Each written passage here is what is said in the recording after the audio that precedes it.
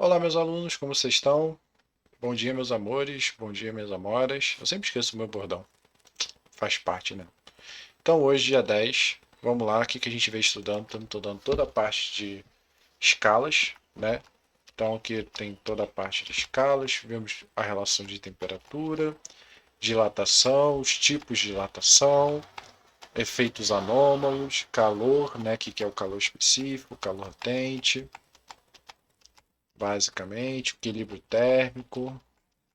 E a última aula que a gente começou a ver foi exatamente a parte de transmissão de calor. Então, o que acontece?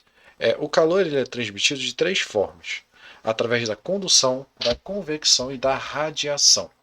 Ou seja, condução é contato, convecção através aqui do material, né, do fluido, onde tem o ar-condicionado e tudo mais, e radiação através da luz que é incidida. Então a condução ela tem uma fórmula própria, né? A gente chegou a ver isso na última aula, convecção também, radiação também. Vimos o efeito da garrafa térmica, ou seja, o vácuo tira o efeito de condução e convecção e a superfície espelhada tira o efeito da radiação. E chegamos a fazer alguns exercícios e ficou para casa outros deveres, que eu acabei resolvendo aqui, mas a gente resolve de novo. Então, um atiçador é uma barra rígida e não inflamável usada para empurrar lenha ardente em uma lareira. Para segurança e conforto durante o seu uso, o atiçador deve ser feito de material com. Então vamos pensar, ali ele tem condutividade térmica e calor específico. O que é o calor específico? É a quantidade de energia que eu tenho que dar no meu corpo para ele aumentar ou diminuir a temperatura. Então a água tem um alto calor específico, eu tenho que dar muita energia para ela poder aquecer. Então, se eu quero utilizar uma barra e eu não quero ser queimado com ela, eu preciso de um material que ele tenha alto calor específico, exatamente para que ele receba muito calor e mude muito pouco a temperatura. E eu preciso que ele tenha uma baixa condutividade térmica. Por quê? Quanto maior a condutividade térmica, mais ele vai conduzir esse calor. Então, esse calor da mesma temperatura da ponta é a mesma temperatura que vai chegar na minha mão. Já se eu tenho uma baixa condutividade térmica, lá pode estar quente, pegando fogo, mas na minha mão está tranquilo, porque o calor não chegou até minha mão. Então a resposta certa seria a letra D. Próxima questão. Os cobertores térmicos são finas camadas de plástico revestido por uma película de papel alumínio. Trata-se de cobertores muito eficientes na retenção do calor, além de serem leves e baratos.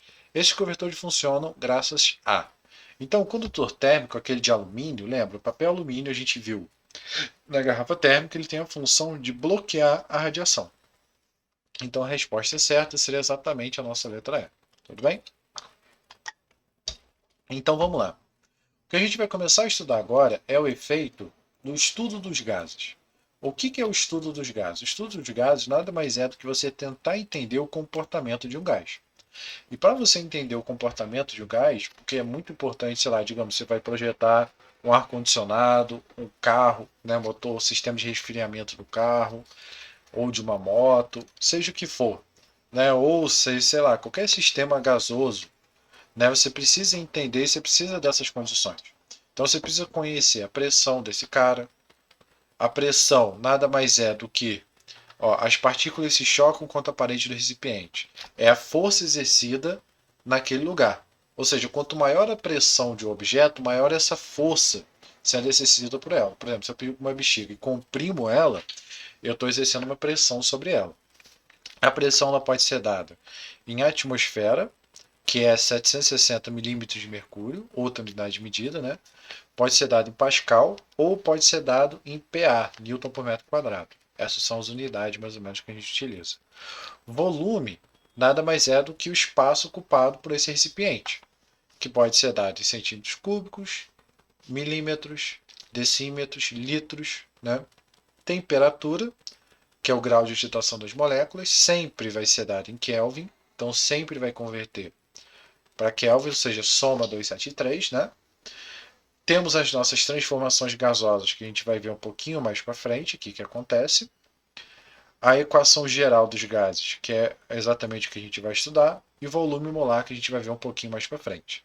Então, quando o gás ele sai de um estado para outro, ocorre uma transformação desse gás E aí acontece que esse gás ele pode se comportar de forma a ser um gás ideal ou não ideal. O que é um gás ideal? Um gás ideal é um gás que ele segue essa relação aqui, ó, uma relação de pressão, volume e temperatura. E essa relação se mantém ao longo do meu processo de transformação. Já quando eu tenho um gás que ele não é ideal, a única forma de eu analisar ele é através de uma tabela. Então eu pego uma tabela e analiso ele, tipo hidrogênio, oxigênio e por aí vai. Então, existem duas equações que eu relaciono o meu gás. A primeira, que é uma lei, que é essa, que a gente chama de PVT por Votó, ou seja, pressão, volume e temperatura, PVT por Votó. Tudo bem?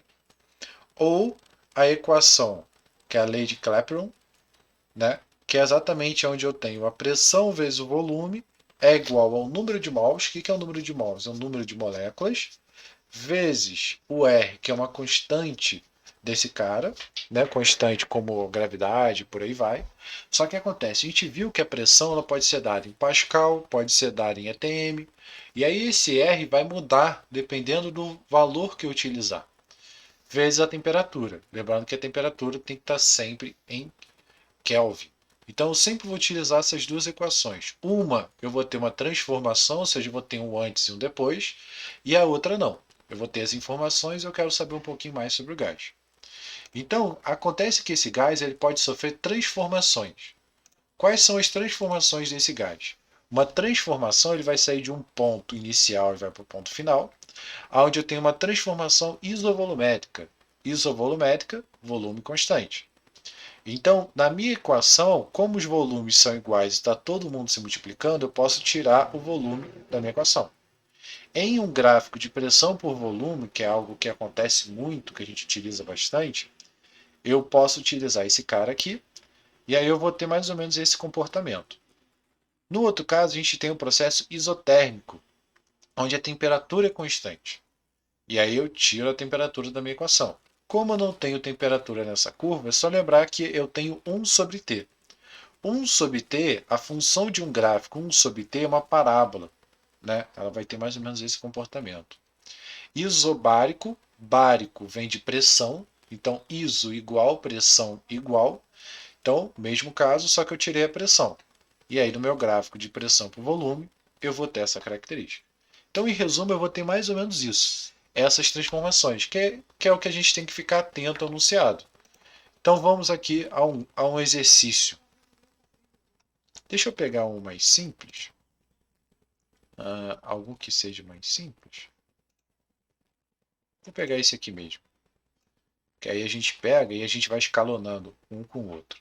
Então aqui diz: um gás ideal, após passar por um processo isotérmico, teve seu volume triplicado, sendo P a pressão inicial, P' a pressão final, marque a temperatura. Então o que eu vou fazer? Eu tenho um gás que ele está sofrendo uma transformação. Então a equação que eu vou utilizar é essa equação aqui, ó, PVT por Votó. Como que eu vou analisar esse cara? Eu vou analisar uma condição inicial e uma condição final dele. Então, qual é a condição inicial? Condição inicial que ele vai ter um volume V. Ele vai ter uma temperatura T. E ele vai ter uma pressão P. Tudo bem? Essas são as condições iniciais. Quais são as condições finais dele? Final. Ele vai ter um volume V', temperatura T' e um P'. Ou seja, outra pressão, outra temperatura, outro volume. Tudo bem? Então vamos lá. Meu volume, o que ele diz para a gente? O gás ideal após passar por um processo isotérmico. Se o processo é isotérmico, temperatura é igual. Então T' é igual a T. Teve seu volume triplicado. Então significa que o volume final dele é 3 vezes o volume inicial. Então 3V. E ele pede para a gente calcular essa pressão. Então o que eu vou fazer? Eu vou pegar a minha equação e vou substituir. Simples assim, ó. Então, quem é minha pressão inicial? Chamei de P. Quem é meu volume inicial? Chamei de V. Temperatura? Chamei de T. Então, eu sei que a pressão eu quero descobrir. O volume ele vai ser 3 vezes V. Aqui eu viro um P', né? E minha temperatura é igual a T. Então, como a temperatura é igual, eu posso tirar ela da minha equação. Tá vendo? Esse cara eu posso tirar da minha equação porque ele é igual. E esse cara aqui eu também posso tirar da minha equação porque ele é igual. Então, o que eu consigo obter da minha equação? Consigo obter que P é igual a 3 vezes P'. Logo, se eu tripliquei a minha pressão, desculpa, tripliquei o meu volume, o que vai acontecer com a minha pressão? Ela vai se tornar 3 vezes menor. Ou seja, eu tenho um volume. Eu aumentei esse volume, então as moléculas que estavam tudo juntas sendo pressionadas, elas vão ter mais espaço. Então essa pressão ela vai passar a ser 1/3 dessa pressão. Ou seja,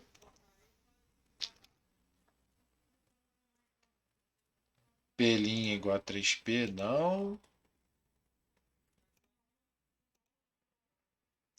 Aqui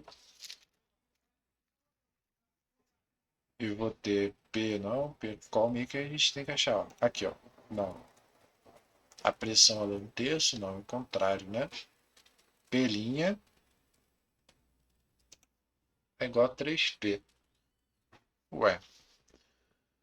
Ah, a pressão é 3 vezes? Não. A pressão aqui tá errado.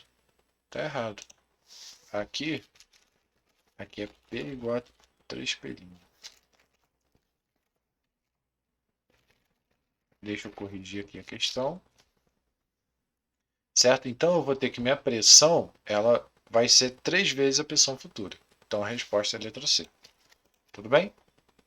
Então, em resumo, a ideia é exatamente essa. Eu vou analisar e verificar se eu tenho uma transformação. Se eu tiver, eu vou utilizar a minha equação de Pivot-Vovotov. E aí, analisando minha equação de Pivot-Vovotov, eu faço antes e depois. Se não for o caso, que é exatamente essa questão aqui, a gente calcula ele. Então vamos lá. O nitrogênio é considerado um gás ideal quando está em condições normais de temperatura e pressão. Dado uma massa de 2 kg por metro cúbico, determine a massa de 10 litros de nitrogênio, a pressão de 70 e a 40 graus Celsius. Então vamos lá, vamos anotar todos os dados.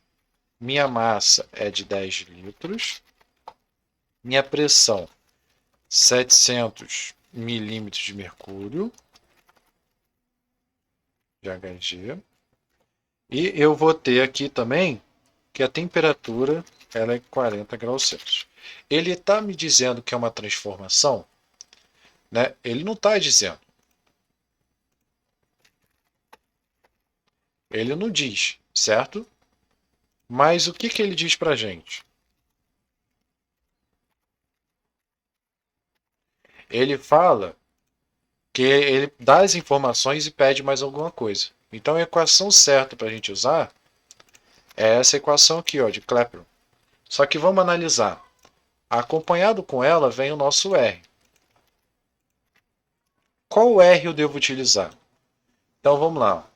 Ele me deu aqui a parada em litro, né? Me deu aqui em quilograma por metro cúbico.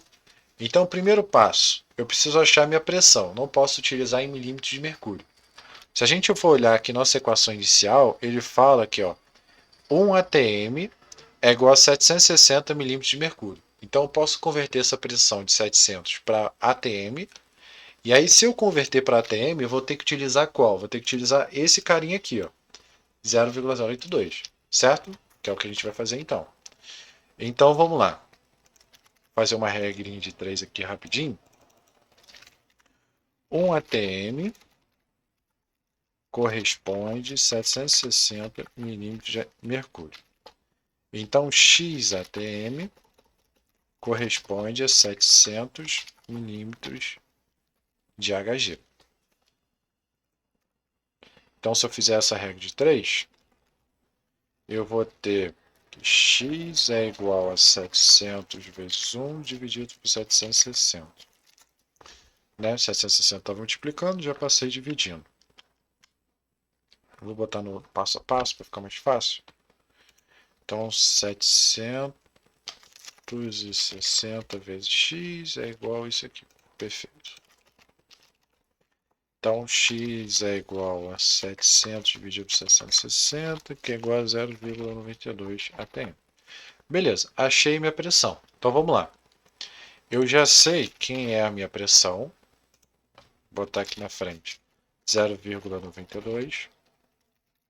A minha temperatura tem que ser em Kelvin, lembra? 273.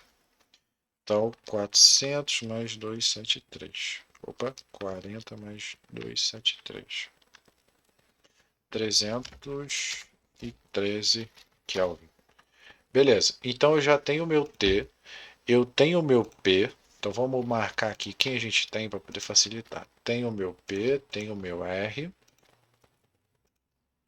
tenho o meu T. Show de bola.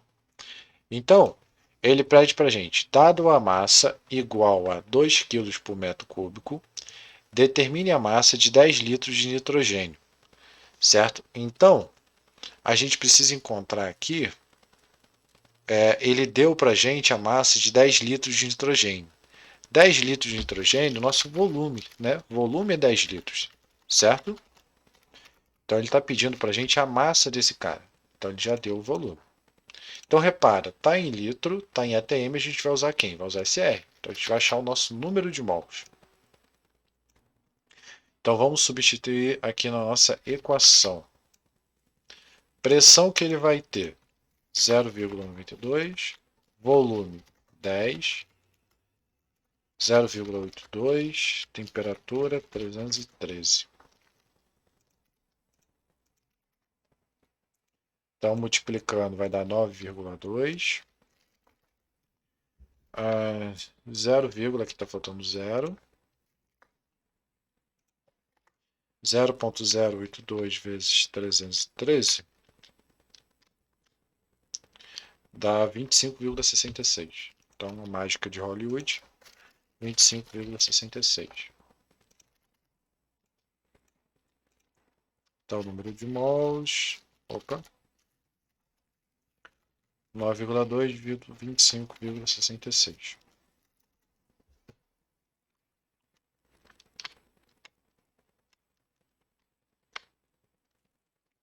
Então, eu vou ter 0,35 mols.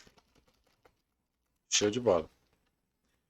E aí, o que acontece? Por que que ele me deu esse número de mols?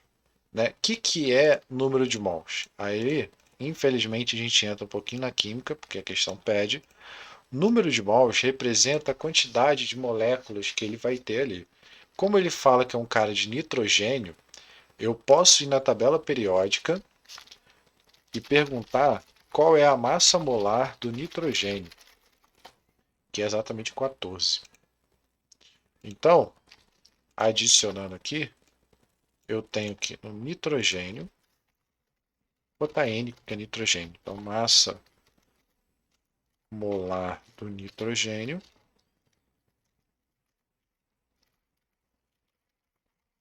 é exatamente 14 gramas por mol. Ou seja, a cada um punhado de 1 mol, eu tenho 14 gramas. Então aqui eu consigo identificar exatamente qual é a massa dele. Acabo que nem precisei utilizar isso aqui, ó. Né, eu tava até pensando, pô, onde eu vou utilizar esse cara, mas acabo que nem precisei.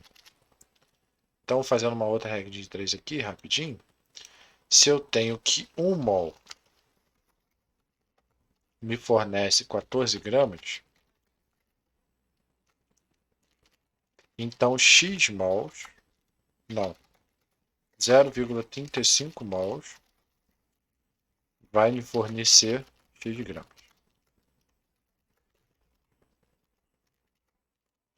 Então eu vou ter aqui que o x ele é igual a 0,35 vezes 14,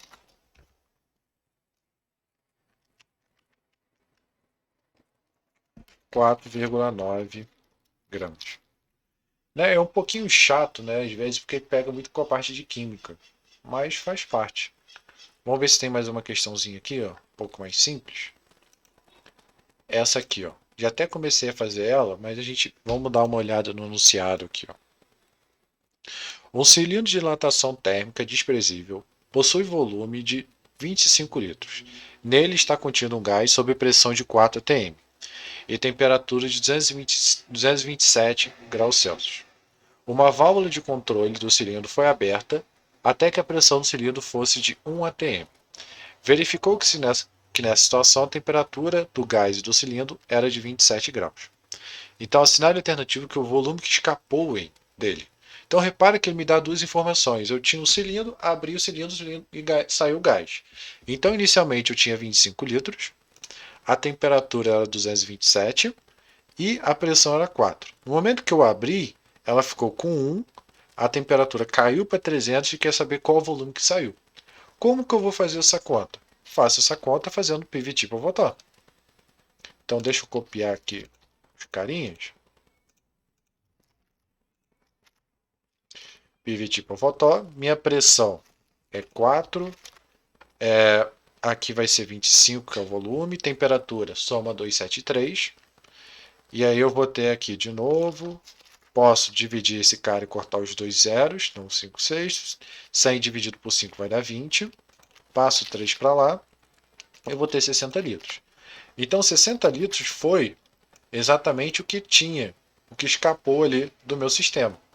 Então, o que sobrou, eu só fazer 60 menos 35. 25. Então, eu vou ter 35 litros.